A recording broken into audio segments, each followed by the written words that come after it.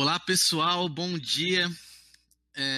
Estamos começando aqui o nosso webinar, tudo sobre o Pix, o que a sua software house ela precisa saber sobre o projeto.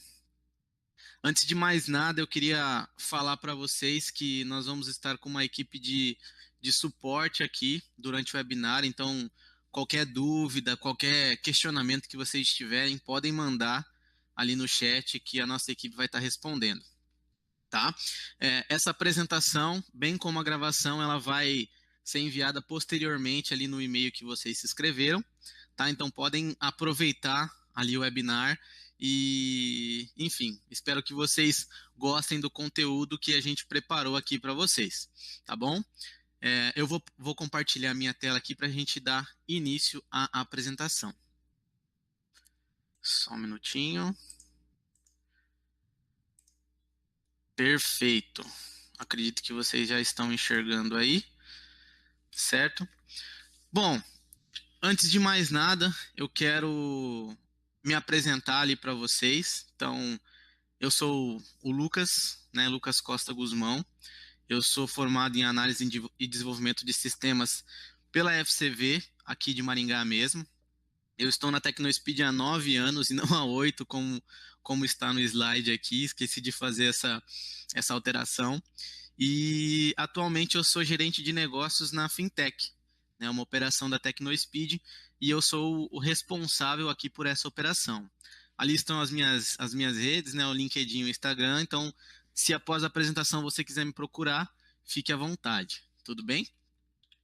Bom, o que é o Pix? O Pix ele está sendo falado há muito tempo, né, é o projeto do momento, ele está em alta aí, e existe muita especulação, existe muita dúvida ainda a respeito do projeto. Eu, por exemplo, quando eu comecei a estudar o Pix, eu tinha uma visão a respeito do projeto, e depois que eu entendi como ele funcionava, eu vi que eu estava totalmente errado antes. Então eu vou explicar ali para vocês. O Pix ele é um novo sistema de pagamentos instantâneos do Banco Central, e ele promete revolucionar as formas que os pagamentos são feitos atualmente.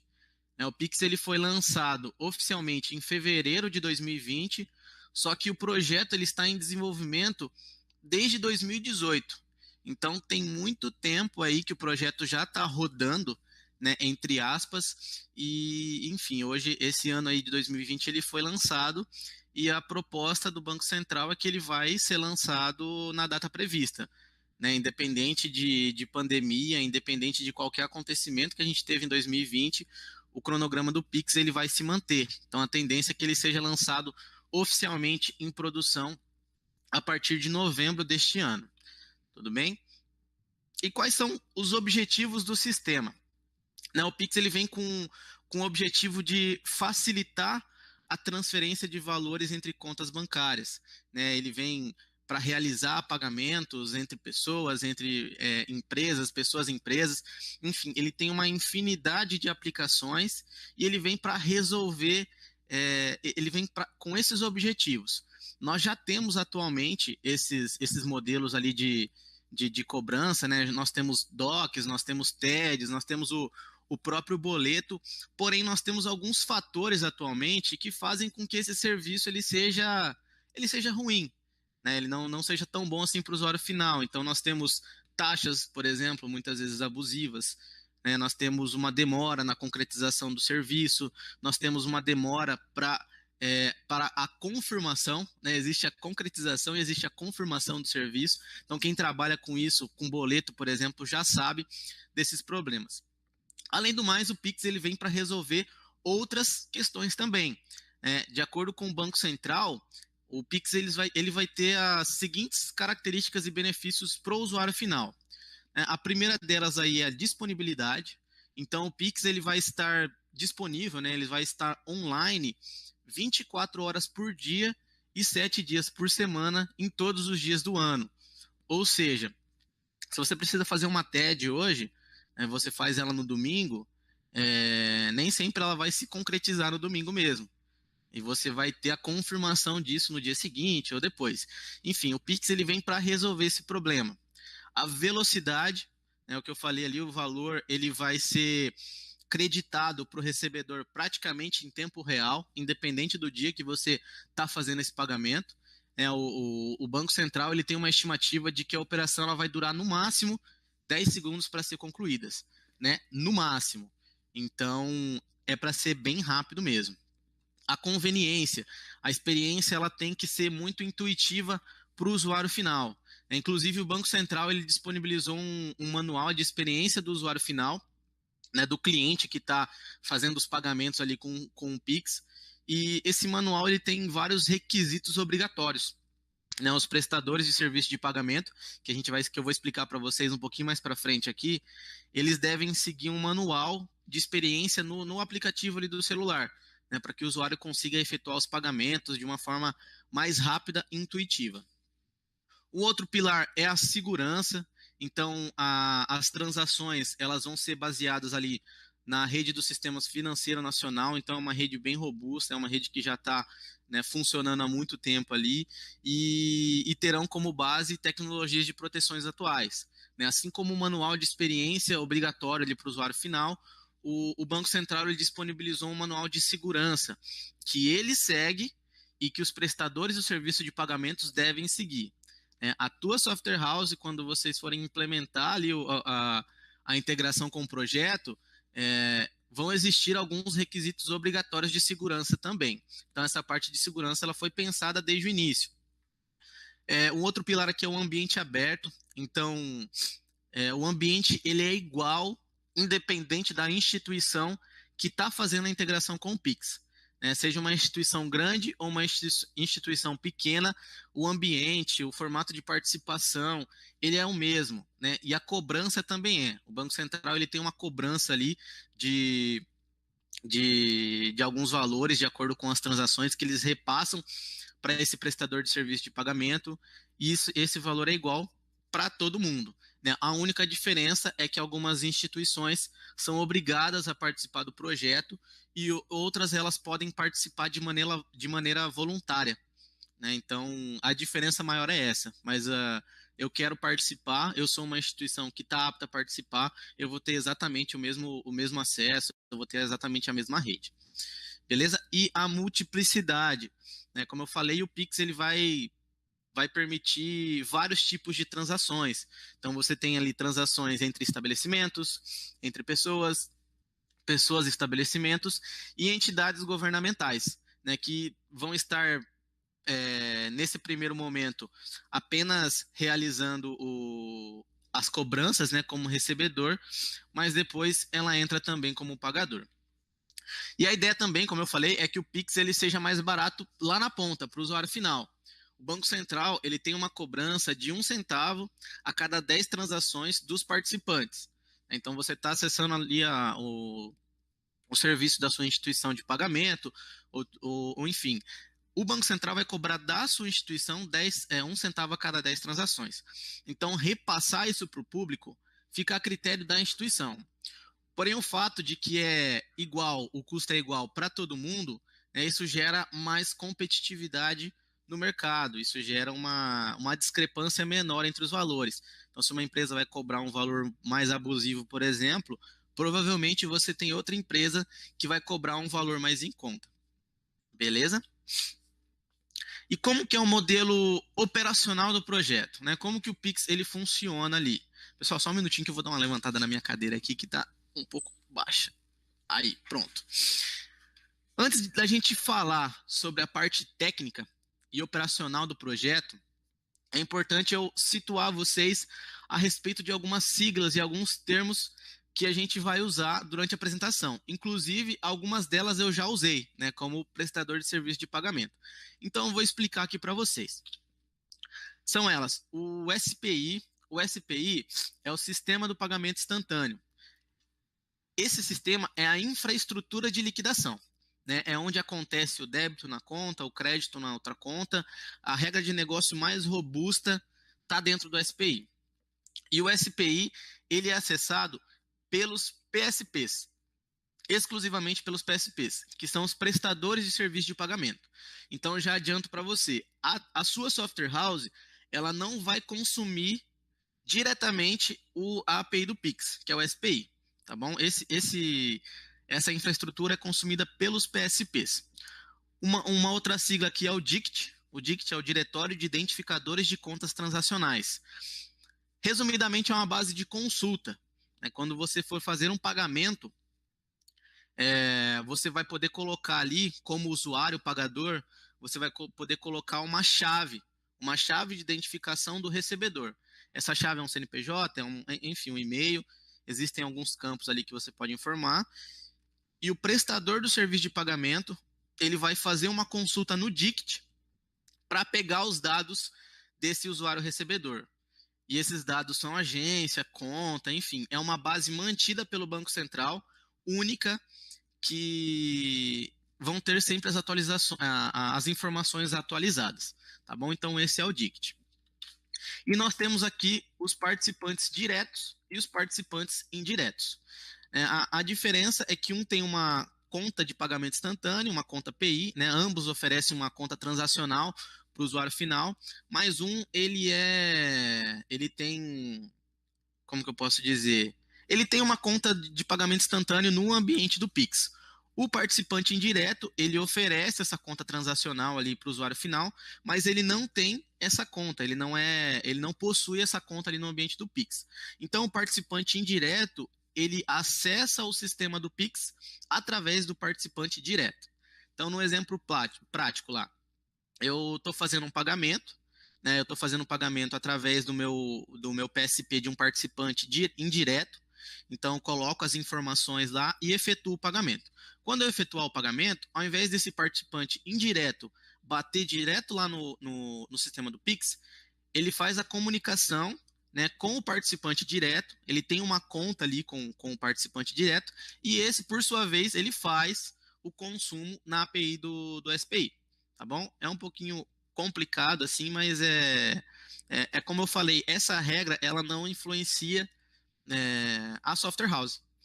Né? É o participante direto e indireto que vai fazer esse consumo. Então, a regra com a software house ela não precisa saber com tanta profundidade assim, tá bom? Bom, e quais são as formas de inserção de dados do pagamento? Né? Começando ali agora, então, com a parte operacional. Como eu falei, um dos pilares do Pix é a conveniência, a facilidade. O usuário final ele não pode, né, não deve ter muita dificuldade para fazer o pagamento dele. Então, por isso, o Banco Central ele disponibilizou 4 formas de pagamento, né, de iniciação de pagamento. A primeira delas é a inserção manual dos dados pelo pagador, certo? O QR Code estático é outra delas, o QR Code dinâmico e o QR Code do pagador. Eu vou explicar todas elas agora para vocês, tá? Mas antes, eu queria explicar um pouquinho sobre o fluxo. É uma ilustração bem simples, bem rápida, que mostra como ocorre o processo de pagamento. Novamente, isso é importante para a gente entender o modelo operacional, mas a tua software house, ela entra um pouco antes. Ela vai fazer um consumo um pouco antes. Mas é como eu falei, o usuário ele tem a opção ali de inserir manualmente os dados, né, do pagador, similar ao que ele faz hoje com uma TED, ou então ele tem as opções aqui de QR Code estático, QR Code dinâmico, ou o QR Code dinâmico do pagador.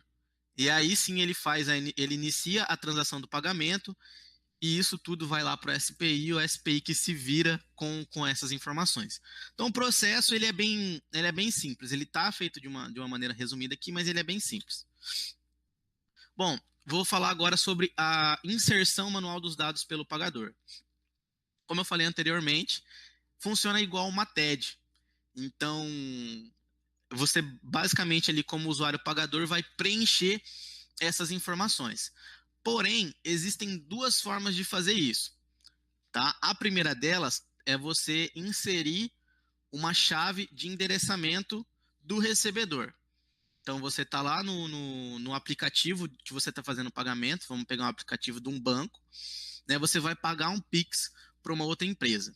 Ao invés de você preencher todos os dados na tela, você vai escolher lá a opção inserção manual e você vai colocar o CNPJ ou CPF, o e-mail ou um telefone no campo relacionado à chave de endereçamento.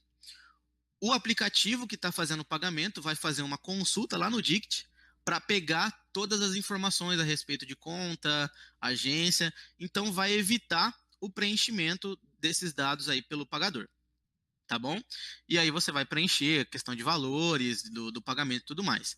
E outra forma de fazer essa inserção manual é preencher todos os dados. CNPJ, conta, agência, banco, é exatamente igual a uma TED.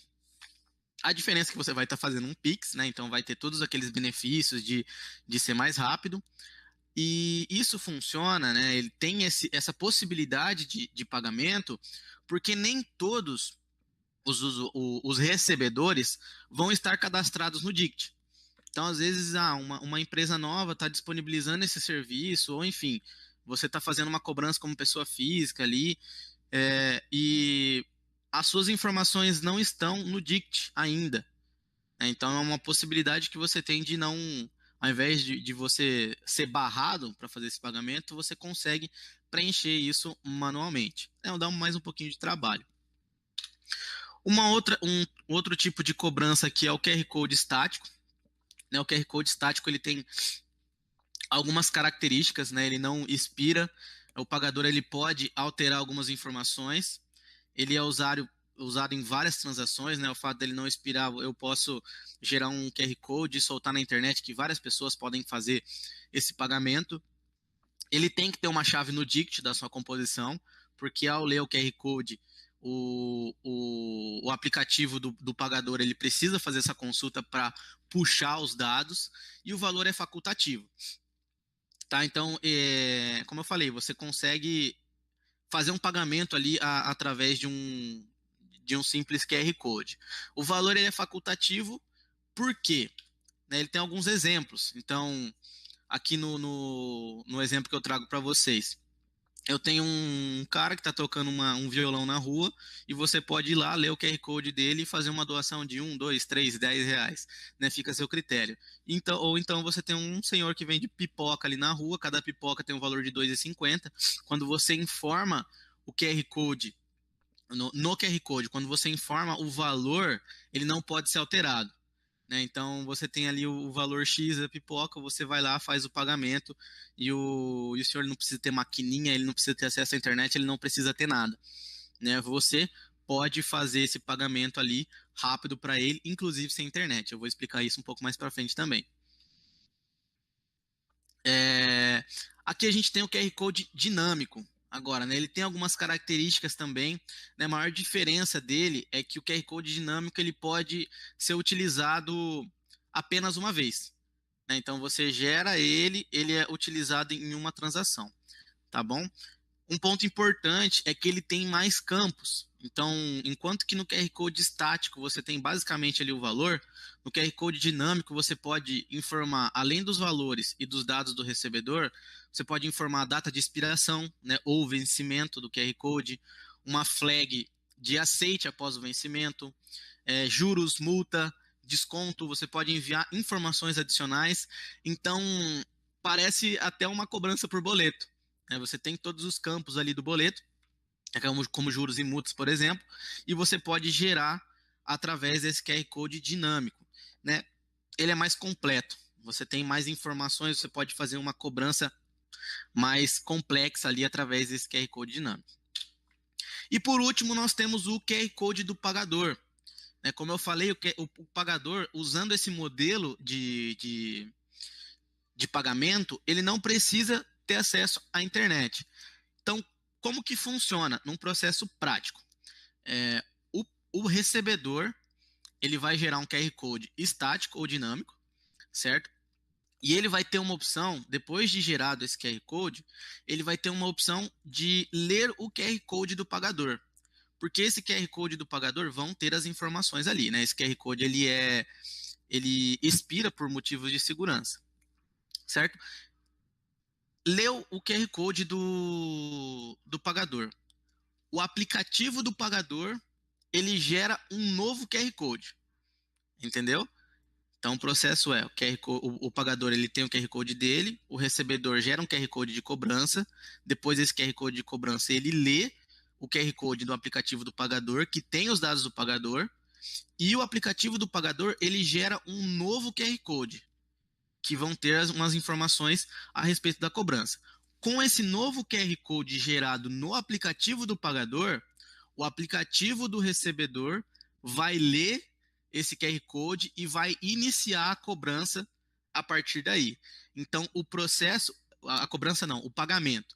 Então, o processo de pagamento, ele se inicia ali no próprio recebedor.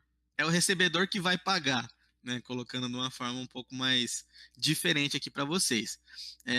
Isso é um tipo de cobrança que abre inúmeras possibilidades. Então, tem um exemplo aqui, você está fazendo, sei lá, um pagamento de um estacionamento, você não tem acesso à internet. Você consegue fazer isso sem esse acesso à internet, sem utilizar cartão, sem utilizar dinheiro. Então, é uma regra um pouco mais complexa, porque um dos pilares que o Banco Central sempre disponibilizou foi a segurança. Então, ele precisa ser um processo seguro. E existe uma linha muito tênue entre a segurança e a simplicidade, né? Você não pode invadir o espaço do outro ali. Apesar de ter a regra bem definida, né, do aplicativo do QR Code do pagador, isso é algo que vai estar disponível a partir de 2021, né, no cronograma de 2021. Então, nesse primeiro momento, no lançamento ali em novembro, ainda não vamos ter essa possibilidade de pagamento. Dando sequência aqui na nossa apresentação, eu vou explicar para vocês como que funciona a liquidação dos pagamentos, né, de uma forma um pouco mais detalhada.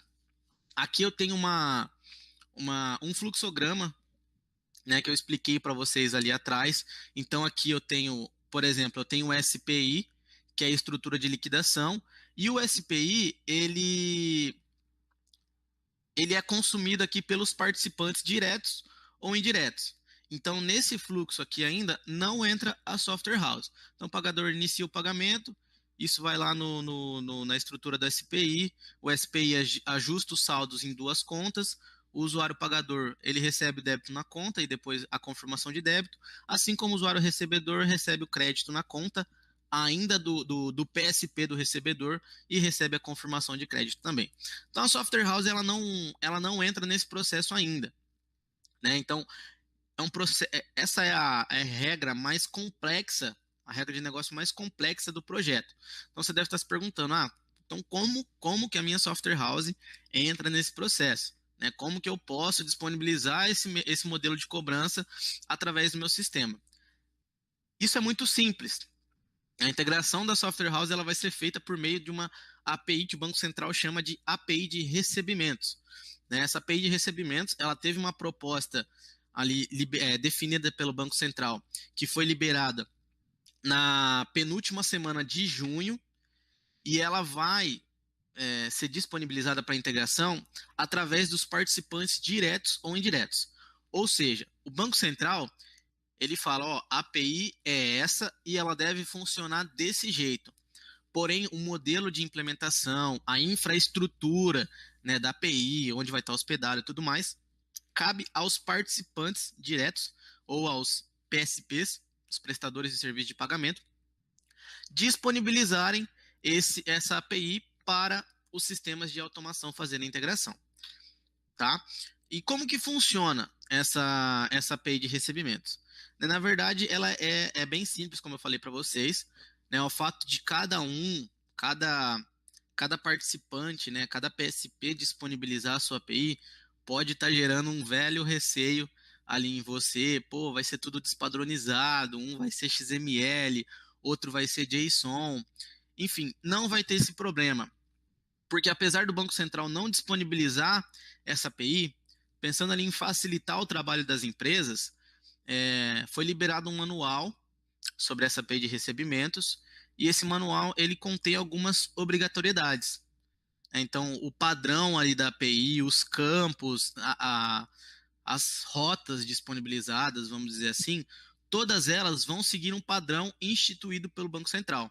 Então, se você tem um PSP que vai disponibilizar essa API de recebimento, você pode ficar tranquilo que vai ter um modelo padrão ali definido, né? Não vai ter divergência, despadronização entre os participantes.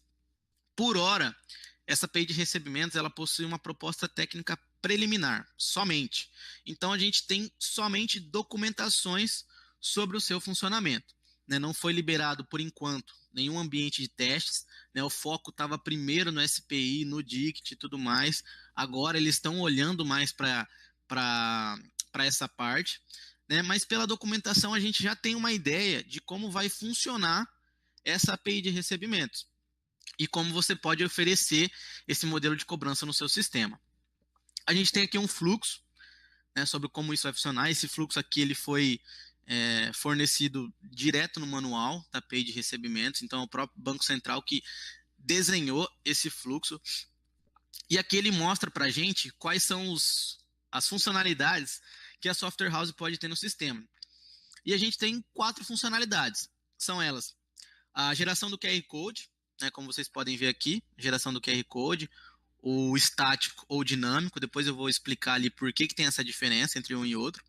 A verificação de recebimento, que é um outro método que você vai ter. Essa verificação de recebimento, ele é uma consulta. Você faz uma consulta para ver se o pagamento foi feito ou não. As consultas que a gente tem aqui, né, que você vai ter algo similar a um extrato, e a devolução. Devolução, o próprio nome já diz, você vai estar devolvendo um valor que você recebeu, né, que o seu usuário do software ali recebeu na conta dele.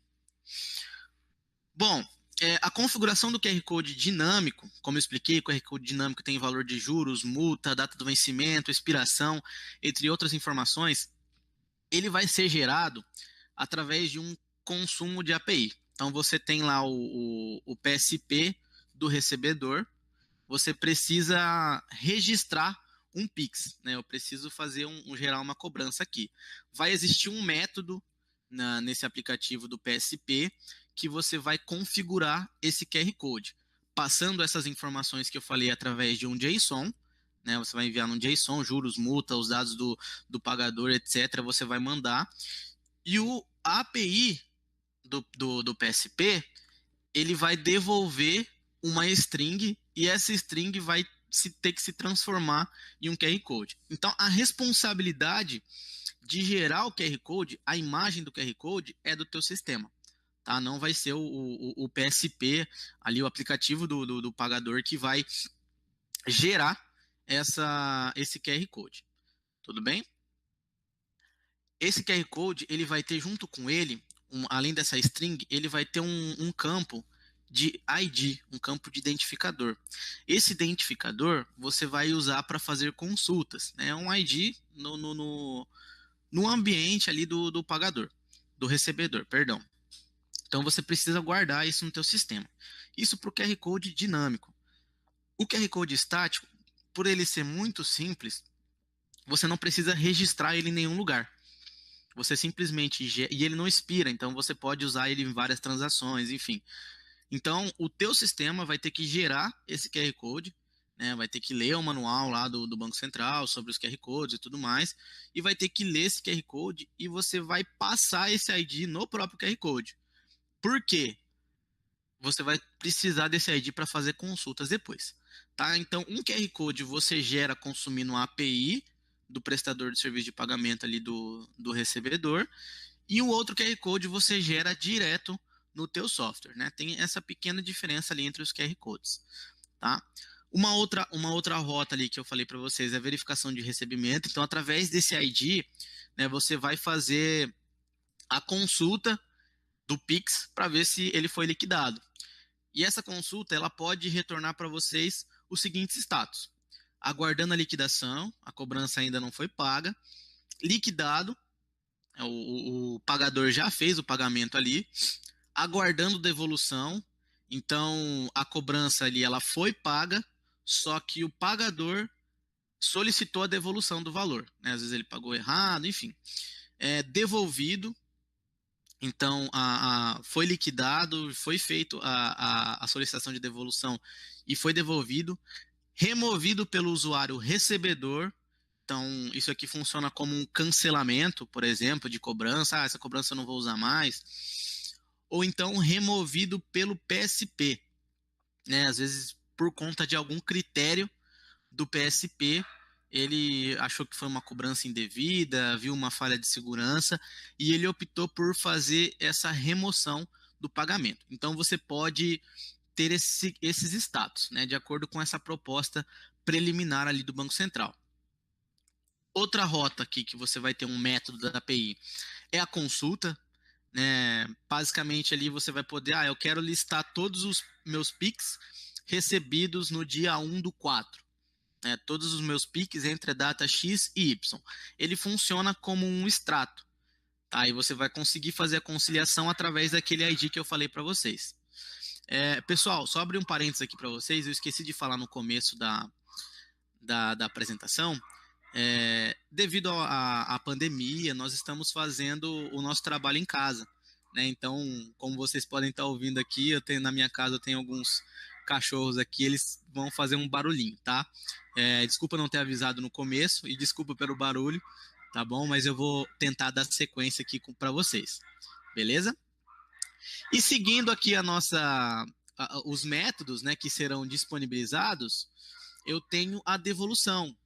A devolução basicamente é o pagador solicitou a devolução daquele valor que ele pagou, né, por algum motivo, um acordo entre o pagador e o recebedor e tudo mais, e eu quero aquele valor de volta. Né? Então você vai executar esse método aqui para efetuar essa validação, essa devolução. Um ponto importante é que só é possível fazer essa devolução para PIX que já foram liquidados, obviamente, e você vai fazer isso através daquele ID. Então eu vou devolver o ID XYZ. Por isso que é importante você gravar ele. Tá? Então, resumidamente, é aqui que a Software House entra. Né? Como ela vai fazer a integração, é como ela vai oferecer isso no meio do software. Tá? E existem alguns protocolos e seguranças, né, que o Banco Central obriga, vamos dizer assim, aos PSPs a seguirem.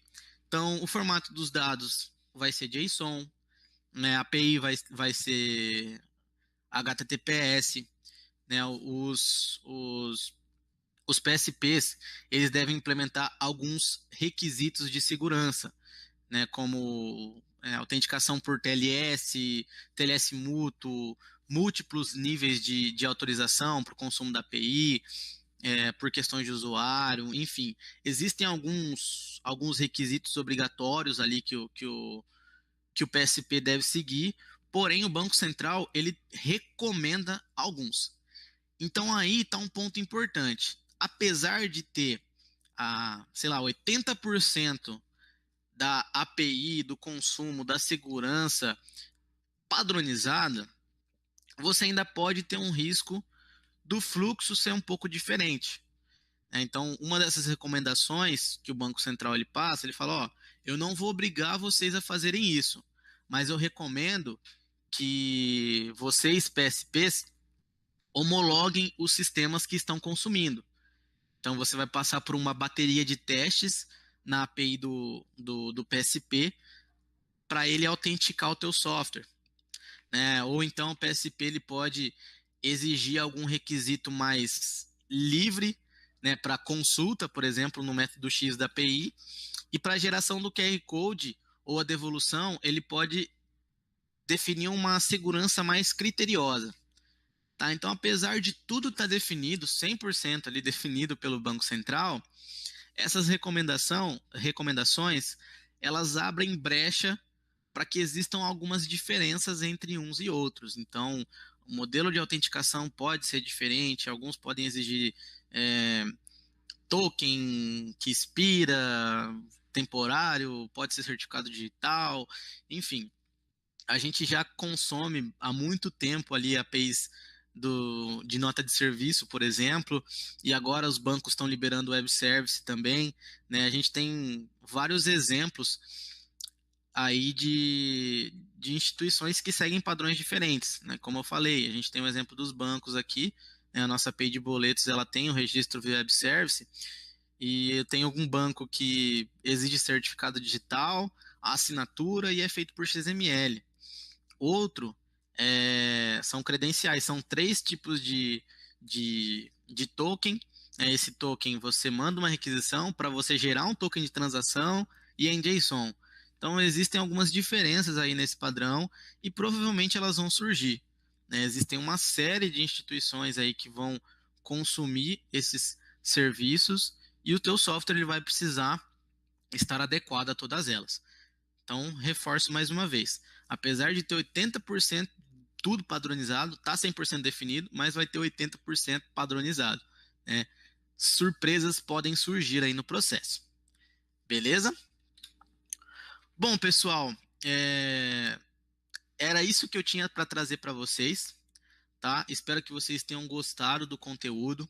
Eu queria abrir aqui um espaço para falar que a TecnoSpeed ela está criando um grupo para pilotar a nossa solução, né? Então, nós estamos acompanhando os materiais que o Banco Central vem disponibilizando, nós estamos acompanhando todas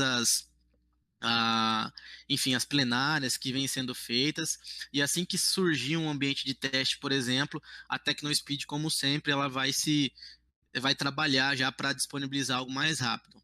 Então, gostaria de fazer um convite para vocês, né? Depois do webinar vai ser enviado um e-mail com um formulário ali, e para vocês participarem desse grupo piloto, tá? Vocês não têm nenhum compromisso contratual com a TecnoSpeed e vocês vão receber essa solução com antecedência, de forma antecipada, para vocês testarem, para vocês contribuírem ali com a construção da solução, tá? O grupo vão ter vagas limitadas, né? Para a gente atender com mais qualidade os participantes, então vão ter essas vagas limitadas e vocês vão receber, né, como eu falei, esse convite via e-mail.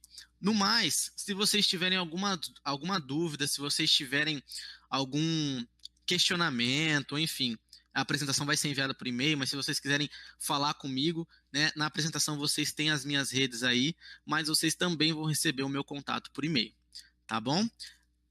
Pessoal, agradeço muito a participação de todos vocês aqui nesse webinar, tá? Foi muito bacana, foi muito legal. Espero que tenha contribuído aí, que tenha desembaçado um pouco a visão de vocês a respeito do Pix.